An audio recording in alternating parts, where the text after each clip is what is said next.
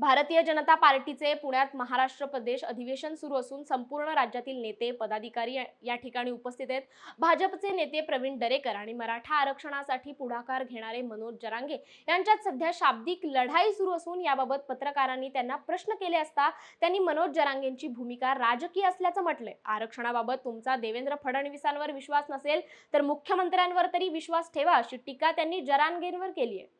मनोज जरांगे पाटील खरं तर तुमच्यावर आज वेगळी टीका करताना पाहायला मिळतात। अगोदर प्रसाद लाड झाले असतील, आज तुमच्यावर टीका केलेली आहे। तमाशातील मावशी नत असलेली मावशी अशाच पद्धतीची टीका केलेली आहे। नाही, मला वाटतं मी खरं म्हणजे त्यांनी माझ्यावर टीका करायचं काही कारणच नाही आणि अशा प्रकारची भाषा ती अलीकडच्या काळात त्यांनी सुरू केले हे त्यांना शोभेल त्यांनाच लकलाभ हो। मी तशा पद्धतीचं उत्तर देणार नाही आणि त्यांचा आणि माझा काय कलगीतुऱ्याचा सामना नाही आहे।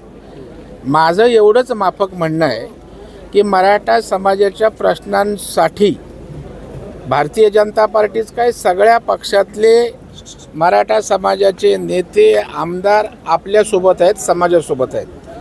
परंतु अलीकडच्या काळात आपली ही भूमिका ही राजकारणासारखी वाटते, कारण आपण ओबीसीतनं आरक्षण द्या म्हणता, पवारसाहेबांना आपण विचारत नाही की तुमची भूमिका काय, ओबीसीतनं आरक्षण द्यायला होकार आहे का, लेखी घ्या त्यांचं, ते आपण विचारत नाही।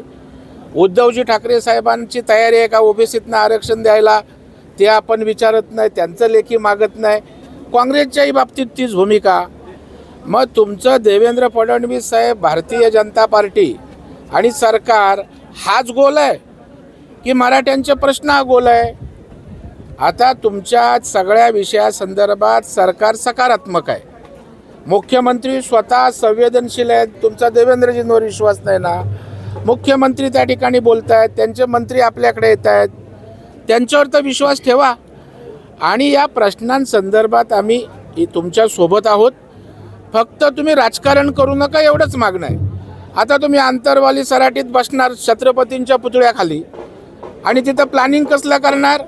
उपोषण संपायच्या अगोदर कुठल्या दौरे, कुठल्या मतदारसंघात जाणार, कोणाला पाडणार, कोणाला निवडून आणणार, म्हणजे तुम्ही पूर्णतः राजकीय झालेला आहात। मग राजकीय तरी भूमिका घ्या।